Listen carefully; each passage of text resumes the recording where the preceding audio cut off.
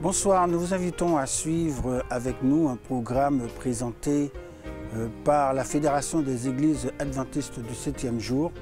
Le message de ce soir, nous espérons, vous sera d'une grande bénédiction et édification.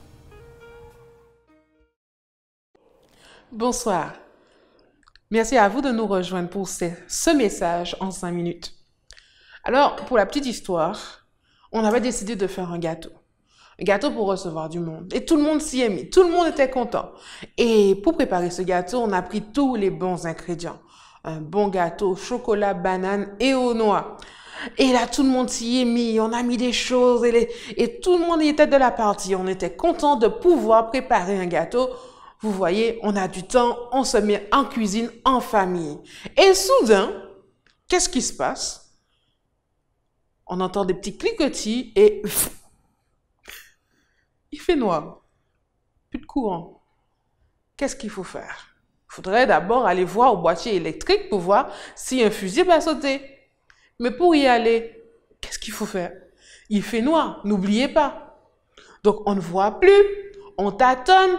Et du coup, depuis la cuisine, je vais demander, est-ce que quelqu'un peut chercher une lampe de poche? Alors demandez chez vous, je demande chez moi.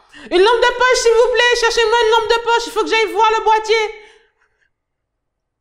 Une lampe de poche. Et dans la maison, on entend des bruits, tout le monde cherche un peu partout. Et finalement, quelqu'un me dit, j'ai trouvé. Et du coup, je vais récupérer la lampe que la personne a trouvée. Merci. Mais je ne peux pas marcher trop. Je dois rester là où j'ai de l'espace pour marcher parce que je peux buter à droite, buter à gauche. Et ils m'ont donné quoi? Une lampe, torche. Bien sûr, premier réflexe, on va allumer la lampe.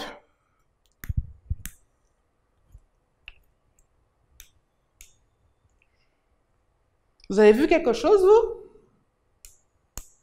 Bon. D'après vous, quel est le problème? Je sais pas, peut-être qu'elle ne fonctionne plus, qu'elle est en panne. Mais non, mais on l'a utilisée la semaine dernière, cette lampe.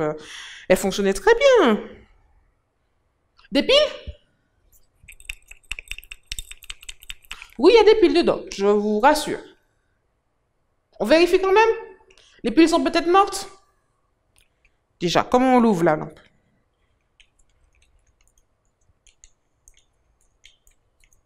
Est-ce qu'elle prend du temps pour se dévisser?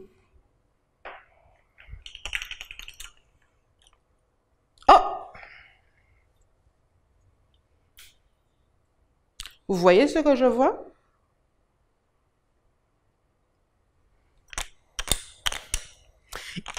Quelqu'un a mis un morceau de papier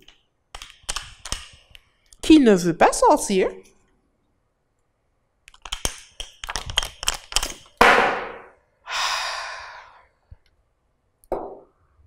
Lampe.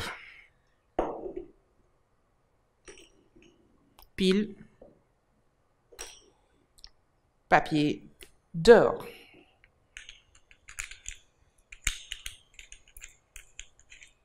Vous croyez que ça va s'allumer cette fois?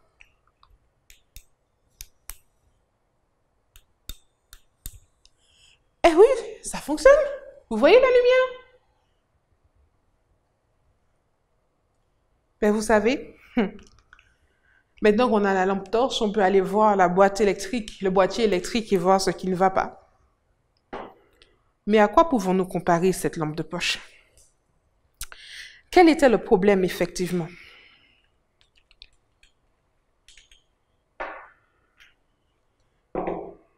L'énergie contenue dans la pile n'arrivait pas à parvenir à la barrette de connexion à cause de ce bout de papier qui a rompu le circuit. La Bible dit, et le texte va s'afficher à l'écran, dans Jacques, chapitre 4, au verset 8. Approchez-vous de Dieu, il s'approchera de vous. Vous savez comment on s'approche de Dieu? C'est de la même manière qu'on ne met pas de papier. Pour que la lampe fonctionne, il faut prier. Il faut rester connecté à Dieu. Quand on ne prend pas le temps de prier, quand on ne prend pas le temps de lire la Bible, des petits papiers deviennent de la colère, de la frustration, de l'animosité. On déprime, on a quelque chose qui ne va pas, on prend de mauvaises décisions. Alors que si on prend le temps de prier, le papier, il disparaît. Et on est connecté avec Dieu. Tu veux prier avec moi ce soir? Alors demande du silence autour de toi. On se tait et on prie. Seigneur, donne-nous envie d'être connectés à toi. Ainsi nos lumières resteront allumées. Le circuit de connexion avec toi ne sera point rompu et nous serons heureux pour toujours. À bientôt.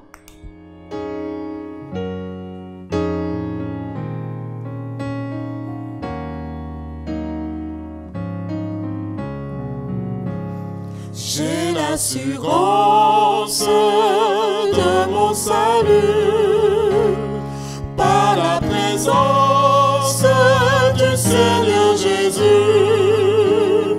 Son sang m'a lavé, m'a racheté,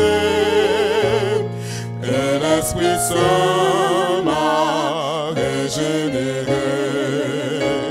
C'est mon histoire, c'est là mon chant, louange mon sauveur le jour durant.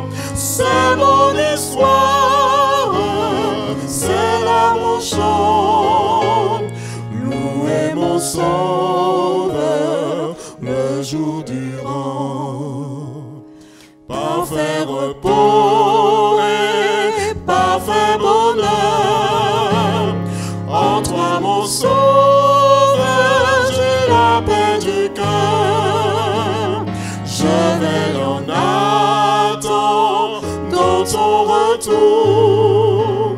Je suis comblé sûr de ton amour. C'est mon histoire, c'est là mon chant, louer mon sauveur le jour durant. C'est mon histoire, c'est là mon chant, louer mon sauveur le jour durant. C'est un beau chant, n'est-ce pas? Un beau cantique avec un beau refrain que beaucoup d'entre nous aiment. C'est mon histoire, c'est là mon chant, louer mon sauveur le jour durant. C'est mon histoire, c'est là mon chant, louer mon sauveur éternellement, j'ai envie de dire. Je vous invite à reprendre le refrain avec nous. C'est mon histoire, c'est là mon chant, louer mon sauveur le jour durant. C'est mon histoire, c'est là mon chant, louer mon sauveur le jour durant. C'est mon histoire, c'est là mon chant, louer mon sauveur le jour durant. Chers amis, chers jeunes, chers frères et sœurs, je vous salue tous et je vous souhaite bienvenue dans ce moment que nous allons partager ensemble.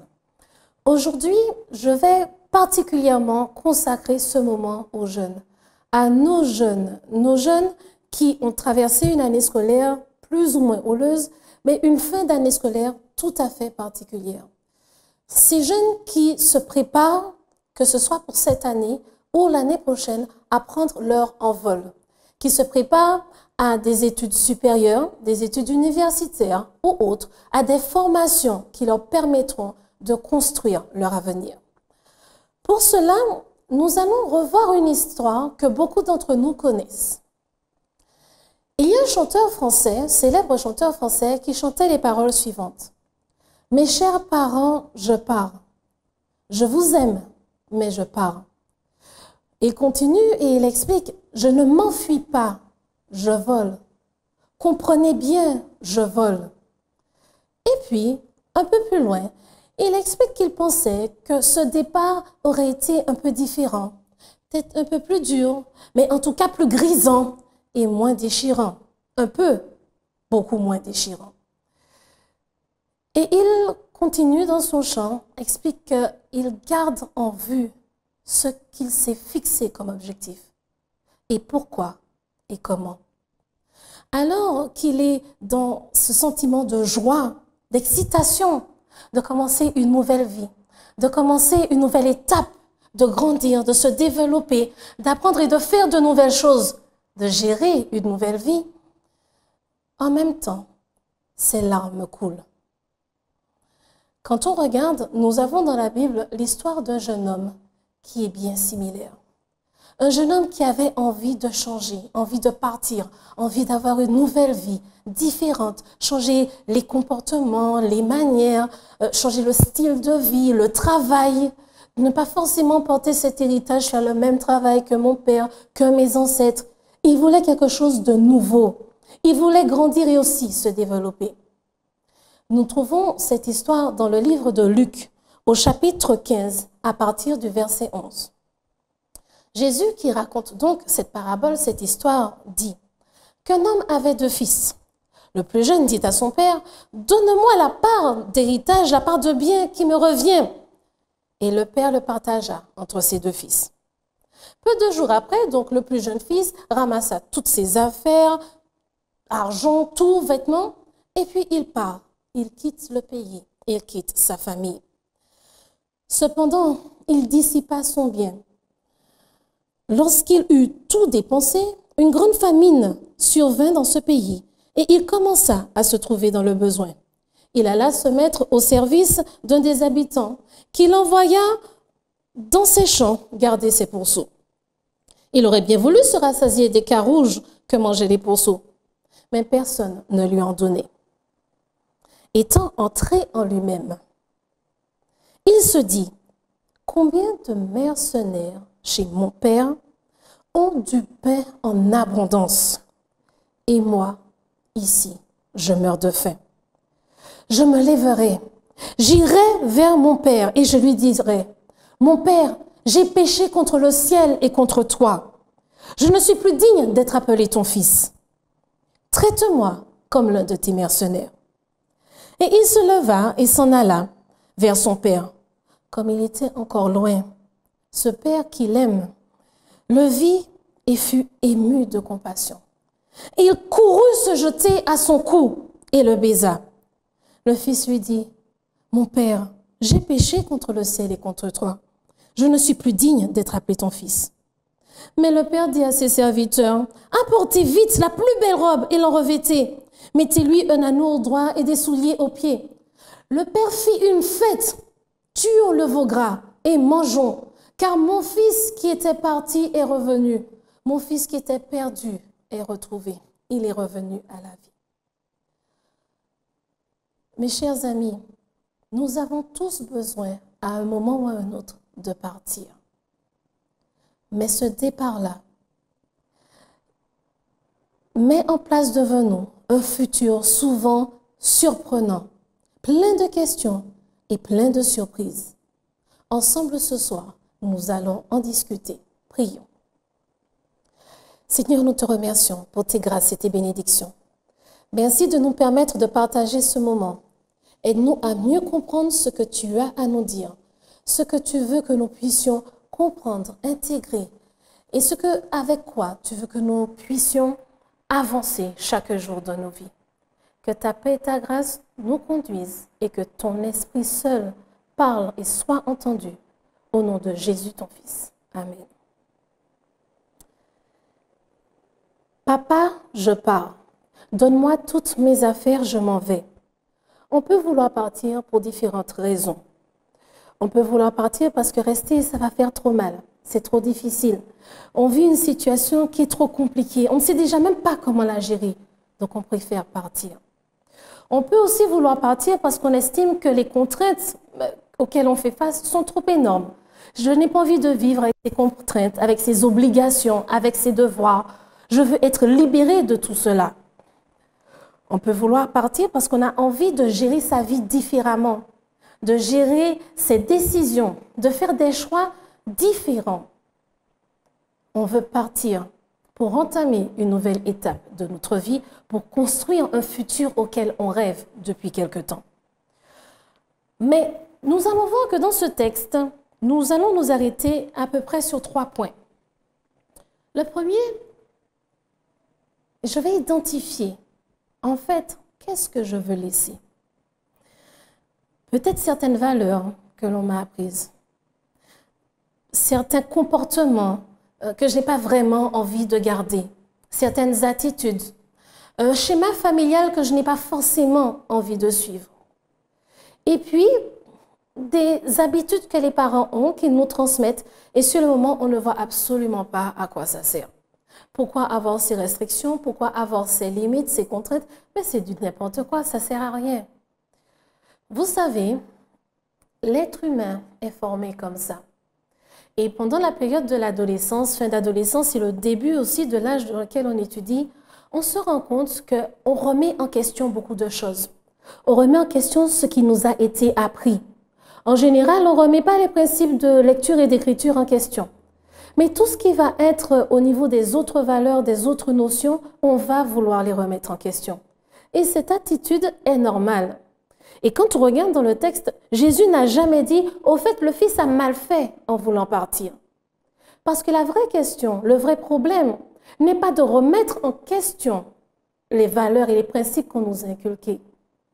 C'est parmi tout ça, après cette remise en question, qu'est-ce que je vais faire? Qu'est-ce que je vais décider de garder ou pas? Et là, nous arrivons à un deuxième point. Le fils ramassa tout. Il ramasse donc ses bagages, son héritage, il part avec. Quel héritage avons-nous reçu? Avec quel héritage je vais partir vers cette formation, vers ce diplôme, vers cette nouvelle vie? Oui, certes, il y a un aspect financier, mais il y a un aspect du caractère, du comportement, l'héritage de l'histoire familiale, qui je suis, d'où je viens, toutes ces questions. Et c'est pour cela que quand on est jeune et que l'on cherche dans cette tranche d'âge, l'objectif que l'on a, c'est quel est le rôle que je veux avoir et que je veux jouer dans cette société. Donc, pendant plusieurs années, on cherche, on se réfère à des personnes. D'ailleurs, on se rapproche un peu plus de camarades, de personnes en général qui nous ressemblent. On s'éloigne un petit peu d'une certaine manière des parents. On va aussi se chercher des modèles, des personnes qui représentent une image, une idée ou l'image texto de la personne à qui je veux ressembler. Rappelle-toi, cher jeune, qui que soit cette personne, tu es toi. Tu ne pourras jamais et tu ne devras jamais chercher à lui ressembler à 100%.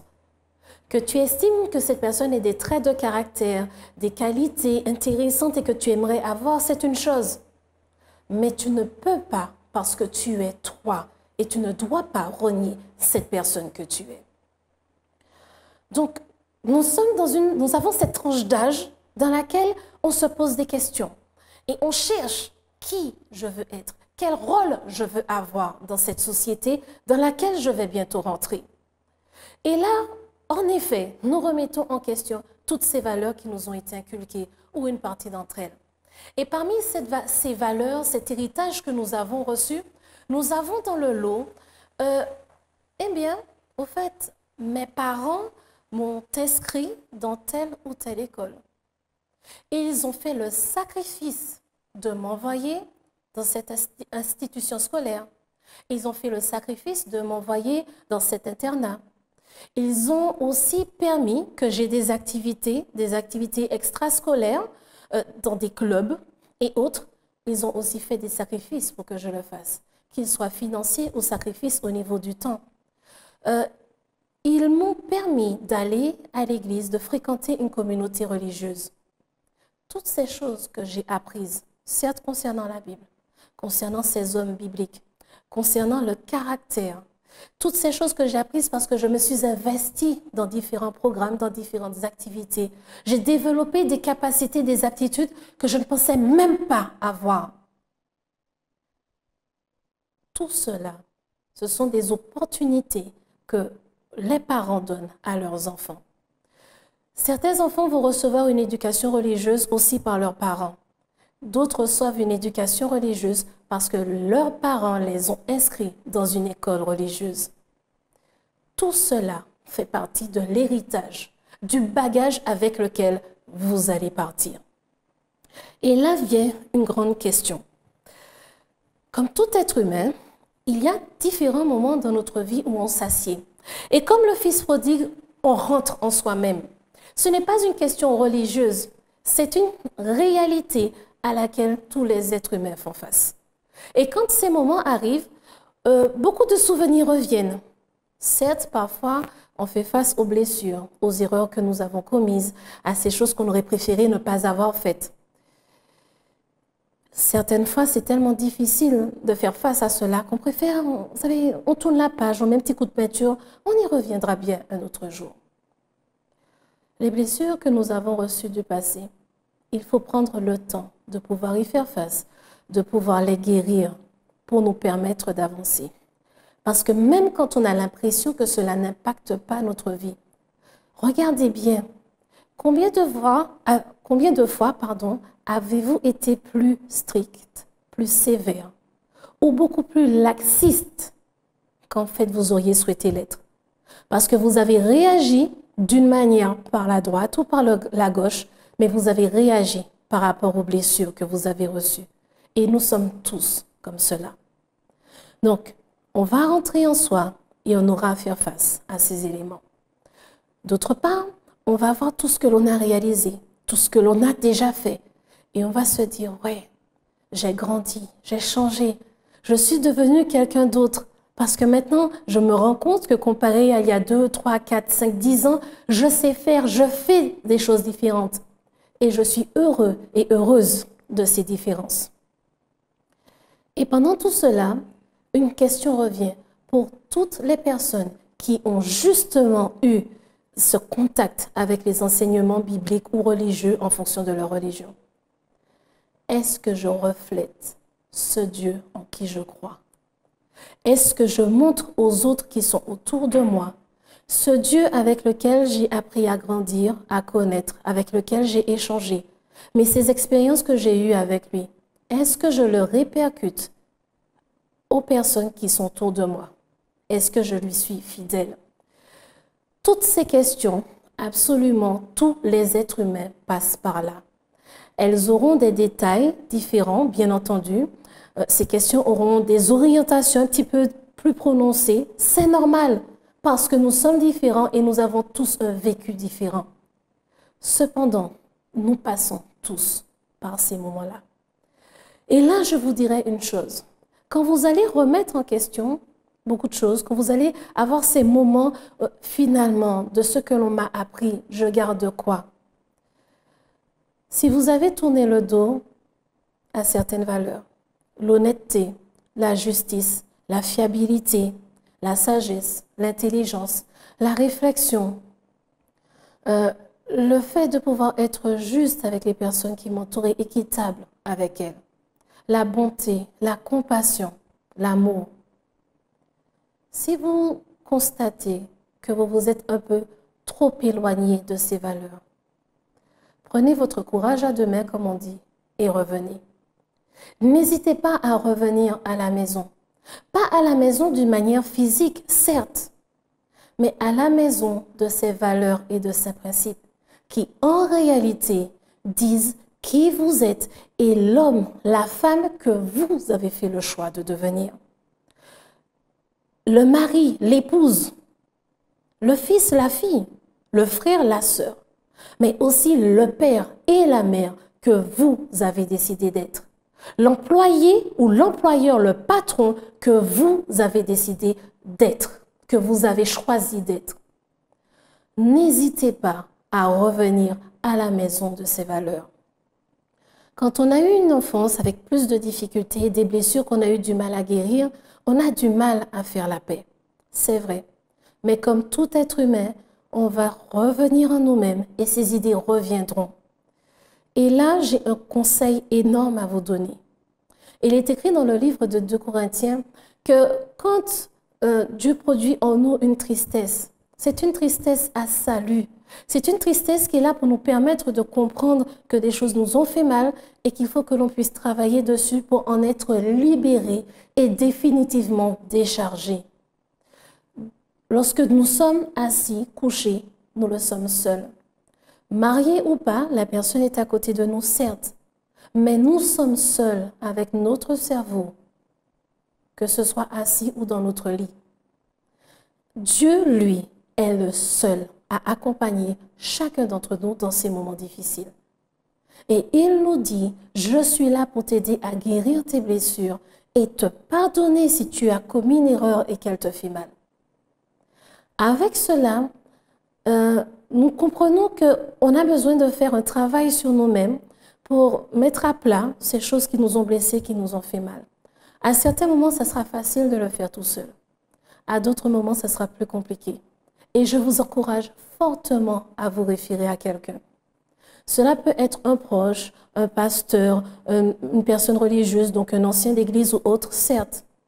Mais cela peut être aussi un professionnel, parce qu'il y a un travail de profondeur beaucoup plus important à faire pour vous permettre de vous libérer totalement et entièrement et de manière définitive par la grâce de Dieu. Rappelez-vous bien, ce sont des choses par lesquelles on passe, que l'on traverse et que chaque être humain traverse. Maintenant, tout est entre vos mains. L'enseignement biblique, religieux, la foi que vos parents vous ont transmis, toutes ces expériences que vous avez pu traverser, faire, dans lesquelles vous avez appris non seulement à vous développer, à grandir, et qui peut-être de temps en temps ont apporté certaines blessures, certaines douleurs. Toutes ces choses, c'est l'héritage, le bagage avec lequel vous allez partir et avec lequel vous allez commencer cette nouvelle étape de votre vie. S'il vous plaît, faites le choix et prêtez attention à tout cela. De manière à ce que le moment arrivé, comme cet auteur, vous puissiez dire « Oui, je pars. Mes chers parents, je pars. Je vous aime, mais je pars. Je ne m'enfuis pas, je vole. Je vole grâce aux ailes de l'honnêteté, de la fidélité et de la sagesse. Grâce aux ailes de la réflexion, de la fiabilité, de la bonté et de l'intelligence. Je vole grâce aux enseignements religieux que j'ai reçus. Je vole grâce aux expériences que j'ai pu vivre. Et je vole grâce aux leçons que j'ai pu en tirer. Je vole parce que j'ai fait la connaissance d'un Dieu qui ne m'abandonnera jamais. Et même si ce Dieu vous paraît lointain, il a déjà commencé à frapper à votre porte. Ne soyez pas sourds à son appel. Chers jeunes, ne laissez pas le bagage avec lequel vous partez être un fardeau, mais sélectionnez les éléments qui seront des ailes dont vous aurez besoin, les atouts dont vous avez besoin pour votre vie future. Avancez à votre rythme. Si c'est trop difficile de se séparer de certains moments douloureux, de faire la différence entre les instants difficiles, douloureux, mais aussi les atouts, les choses que j'ai apprises, ce n'est pas grave. Prenez le temps. Avancez à votre rythme, comme je le disais. Mais gardez l'oreille ouverte à ce Dieu qui ne vous a jamais abandonné. Gardez les oreilles ouvertes à ce Dieu qui est le seul qui pourra vous guider et pourra de manière vraiment approfondie guérir vos blessures. Et il pourra vous diriger si c'est nécessaire d'aller vers un professionnel. Il le fera. Il parlera à travers d'autres personnes pour vous aider à aller mieux et vous aider à avancer. Je ne parle pas de quelque chose de magique et de tellement spirituel que ceux qui ont encore des doutes et des questions ne vont pas comprendre. Je parle de toutes ces personnes qui sont autour de vous et que vous le sachiez ou non, Dieu utilise afin de vous aider à avancer dans votre vie. Gardez l'oreille ouverte à celui qui a place et placera encore pendant longtemps auprès de vous, sur votre chemin, vos parents, de la famille, des amis, des proches, même parfois des étrangers, des enseignants qui ne vous connaissent pas si bien que ça, afin de vous accompagner dans votre vie et à traverser vos moments de difficulté. Pour terminer, je vais vous raconter une expérience que j'ai vécue. À l'époque où j'ai fait mes diplômes, il y avait d'abord le DUG et l'année de licence. En dernière année de DUG, j'avais plusieurs écoles en tête, mais j'hésitais un peu parce que je sais que ce que je voulais faire, c'était assez précis et puis on a toujours des rêves. Donc un jour, je discutais avec un de mes professeurs qui ne me connaissait absolument pas du tout tant que cela. Et puis il me dit, « Mademoiselle, croyez-vous en Dieu ?» Alors je lui réponds oui. Et tout simplement, il me répond, « Écoutez, parlez de votre projet à d'autres personnes qui vous entourent. Parce que vous savez, Dieu ne vous répondra jamais, toujours du moins, qu'à vous-même directement. Il va utiliser les personnes qui vous entourent afin de vous donner la réponse appropriée. » Je me suis dit, pourquoi pas? Et j'ai donc parlé de mon projet à d'autres personnes. Je cherchais la bonne université pour le projet que j'avais. Et puis, une des personnes que j'avais rencontrées quelques semaines plus tôt me dit, « Écoute, va dans telle université, c'est une très bonne université, l'université de Grenoble. » Me dit, « Vas-y, au niveau scientifique, ils sont vraiment très bons et tu vas trouver ce dont tu as besoin. » Vous savez, moi comme d'autres personnes, quand Dieu parle, de temps en temps, on fait de la résistance, il faut être honnête. Je me suis dit, ok, pourquoi pas? C'était en fait le frère d'un ami, donc je me suis dit, bon, écoute, c'est le frère d'un ami, il doit savoir quand même ce qu'il dit un tout petit peu. Et parmi les vœux que j'ai remplis, j'ai mis Grenoble, et bien sûr, ce n'était absolument pas mon premier vœu. Et puis, j'ai mis en premier vœu les d'autres universités que je voulais vraiment. En fin de compte, je me suis retrouvée justement dans cette université à Grenoble. Si je n'avais pas placé le vœu, j'aurais été en problème, mais comme j'avais placé le vœu, donc tous les papiers, tout s'est fait très rapidement, très facilement. Malheureusement, je n'ai pas tardé à avoir de sérieux problèmes de santé. Et avec le recul, je sais que j'étais placée dans une ville, dans une université et dans une ville qui était totalement adaptée par rapport aux difficultés de santé que j'avais. Je me suis retrouvée au niveau de la faculté, du logement et d'autres choses avec absolument tout sur la main, sous la main, en sachant que de toutes les manières, mon état de santé ne m'aurait pas permis de faire différemment. Et là, je me suis rendu compte d'une chose, donc des années après, on parle, on se pose des questions, et puis quand on est jeune, on pense qu'on a la force pour tout faire. Moi aussi, je suis passée par là. On pense qu'on arrivera à tout traverser. La vérité, c'est que quand la vie, les événements de la vie nous déstabilisent, on ne peut pas les mettre à côté. Et là, j'ai constaté qu'en effet, le fait d'avoir parlé à quelqu'un m'a permis de faire un choix, ne pas forcément abandonner ce que j'avais à l'esprit, mais de faire un choix qui m'a été profondément salutaire pour la fin de mes études. J'ai pu terminer ma licence et ensuite rentrer chez moi avec un état de santé quand même très particulier. Chers jeunes, vous avez entre vos mains la jeunesse, l'énergie, l'intelligence, la force. Utilisez ces choses à bon escient. Rappelez-vous qu'il y a un Dieu créateur qui a toujours été à vos côtés, même si vous n'en avez pas eu l'impression, et que ce Dieu-là ne vous abandonnera jamais. Cela ne veut pas dire que vous ne commettrez pas d'erreurs, et cela ne veut pas dire que des difficultés ne vont pas vous arriver, mais cela vous donne la certitude que quel que soit ce qui va se passer, avec lui, vous arriverez toujours à vous en sortir. Gardez cela en tête, gardez cela au fond de votre cœur et remerciez ce Dieu qui a permis que toutes ces choses arrivent, que vos parents vous permettent d'avoir toutes ces activités, avoir accès aux écoles. Il y a différentes choses qui font aujourd'hui de vous qui vous êtes et qui vous donnent les armes pour aller plus loin. Un homme célèbre a dit « Pourquoi demander à l'État ce qu'il peut faire pour moi? Mais plutôt moi, qu'est-ce que je peux faire? Qu'est-ce que vous allez faire avec ce que l'on a fait de vous? L'héritage que l'on vous a donné, avez-vous décidé de simplement le dilapider ou avez-vous décidé de trouver l'équilibre entre le travail, le repos et bien entendu le divertissement afin d'atteindre vos objectifs? Quelles que soient les nouvelles choses qui vont se produire, parce qu'il y a encore beaucoup de questions concernant l'année prochaine, beaucoup d'entre vous se préparent à quitter la Martinique, à quitter votre département, à quitter votre famille. Et oui, c'est une bonne chose. N'oubliez pas que vous avez appris beaucoup de choses et que ce sont ces choses, ces valeurs et ces principes qui vont vous aider à traverser cette nouvelle étape de votre vie, à être beaucoup plus confortable, beaucoup plus à l'aise afin de prendre en main votre vie et de gérer votre vie.